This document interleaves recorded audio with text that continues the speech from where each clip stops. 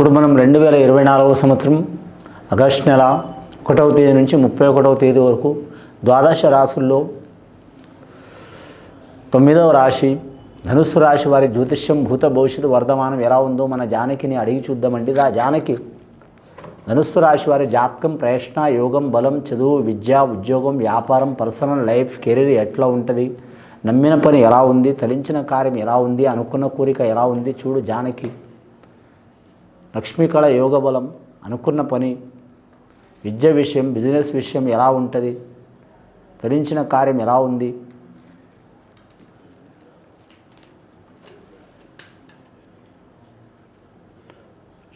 ముఖ్యంగా వారి జాతకంలో చెప్పాలంటే షిరిడి సాయిబాబా వచ్చిందండి మీ ధనుస్సు రాశి వారి పేరు మీద.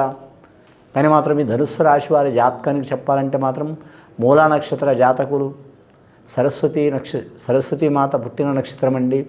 మూల నక్షత్ర జాతకులకు చాలా వరకు అదృష్ట యోగం ఉంటుంది. వారి జాతక బలానికి కలిసి వచ్చే అవకాశం ఉంటుంది. ఏ పని మొదలుపెట్టిన వారికి మాత్రం విజయం సాధించే అవకాశం ఉంటుంది. కానీ పూర్వాషాఢ నక్షత్రం వారు మాత్రం శుక్రుడు అధిపతి. మరి చాలా వరకు మాత్రం లక్ష్మీకళ యోగ బలం ఉంటుంది.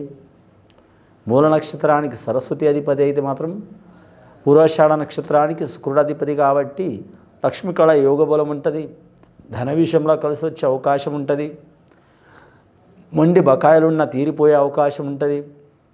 అనుకున్న పని మాత్రం వారు తలించిన కార్యం నెరవేరే అవకాశం ఉంది. అనుకున్న పని అనుకున్న విధంగా సాధించే యోగం ఉంది వారి జాతక బలానికి. వారికి నడుస్తుంది 3వ స్థానంలో శని నడుస్తుంది. నవగ్రహాల్లో గురుబలం మంచి ఉంది, శనిగ్రహ బలం మంచి ఉంది, కేతుగ్రహం మంచి ఉంది. 3 గ్రహాలు అనుకూలంగా ఉన్నాయండి. రాహుగ్రహం బాగలేనందువలన మాత్రం చాలా వరకు కొన్ని చికాకులు వస్తాయి వారికి. వచ్చినా కానీ వాటిని తట్టుకుని నిలబడే అవకాశం ఉంటుంది. కానీ చంద్రబలం మంచి ఉంది కాబట్టి మాత్రం ఆలోచన శక్తి చాలా ఉంటుంది. కానీ మాత్రం భూమి నుంచి ఆకాశం దాకా ఆలోచించే అవకాశం ఉంది. ఆలోచించడమే కాదు ఆచరించి ఆ పనిని ఆచరించి సాధించే అవకాశం ఉంటుంది. అలాగే రవి బలం కొద్దిగా ఇబ్బందికర యోగ బలం ఉంది కాబట్టి ఆ రాశి వారి పేరు మీద కొన్ని అపకీర్తులు వచ్చే అవకాశాలు ఉన్నాయి, కొన్ని అపోహాలు వచ్చే అవకాశాలు ఉన్నాయి, కొన్ని నిందలు వచ్చే అవకాశాలు ఉన్నాయి. ముఖ్యంగా వారి జాతకాన్ని కుజగ్రహం అద్భుతంగా ఉంది కాబట్టి భూమి విషయంలో కలిసి వస్తుంది. భూమి వ్యాపారం చేసేవారు, అలాగే మాత్రం రియల్ ఎస్టేట్ రంగం వారు, అలాగే బిల్డర్లు, బహుళాంతస్తులు కట్టేవారు, కొనేవారు, అమ్మేవారు, మార్కెటింగ్ డైరెక్టర్ చేసేవారు, సేల్స్ మ్యాన్ రంగం నడిచేవారు, అలాగే వీరు జ్యోతిష్యం కంప్యూటర్ రంగంలో నడిచేవారు కలిసి వస్తుంది. గవర్నమెంట్ ఉద్యోగస్తుల్లో చూడాలంటే మాత్రం చాలా వరకు మాత్రం వైద్య రంగానికి సంబంధించిన వారు ఆటంకాలు వస్తాయి. విద్యా రంగానికి సంబంధించిన వారికి లక్ష్మీకళ యోగ బలం ఉంటుంది. కానీ వీరి జాతకంలో చూడాలంటే మాత్రం ముఖ్యంగా దృష్టి దోషం అధికం ఉంటుంది. ఈ దృష్టి దోషం పోవడానికి వారి జాతక బలానికి మాత్రం ఖచ్చితంగా మాత్రం ఆంజనేయ స్వామి ఆరాధన చేయడం చాలా వరకు మంచిది.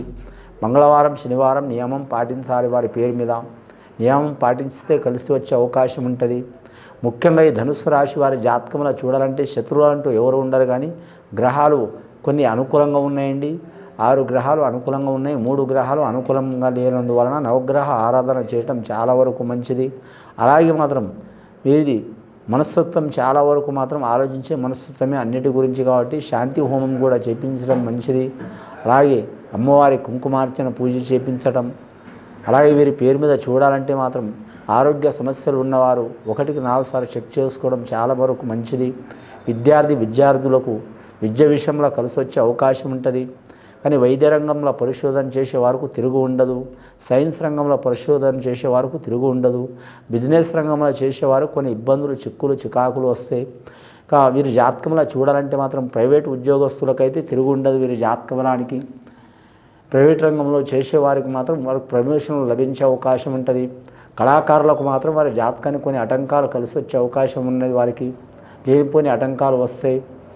ఎగిరిగిరి దంచిన అంతే కూలి, ఎగరకుండా దంచిన అంతే కూలి అన్నట్టు ఉంటుంది. కానీ ఆ ఆటంకాలు చిక్కులు వచ్చిన వాటిని తట్టుకు నిలబడే శక్తి సత్తా వీరి జ్యోతిష్యంలో ఉంది.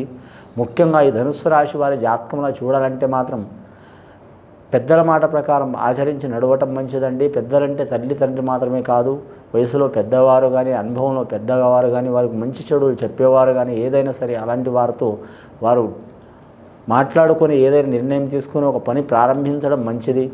అలాగే మాత్రం వారికి తెలియని రంగంలో కూడా వారు మాత్రం వెళ్ళే అవకాశం ఉంది. వాటిలో కొన్ని ఆటంకాలు వస్తాయి. తర్వాత కూడా మాత్రం దాంట్లో మరి అనుకున్న పని సాధించే అవకాశం ఉంటుంది వారి పేరు మీద.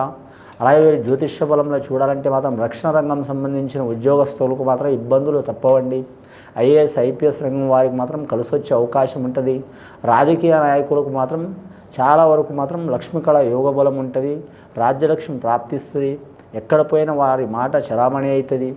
మరి ఏ రాష్ట్రంలో పోయినా, అలాగే ఏ ప్రాంతంలో పోయినా, ఏ జిల్లాలో పోయినా, ఏ నియోజకవర్గంలో పోయినా, మండల స్థాయిలో అయినా, గ్రామ స్థాయిలో అయినా సరే వారికి కలిసి వచ్చే అవకాశం ఉంటుంది వారి జాతక బలానికి.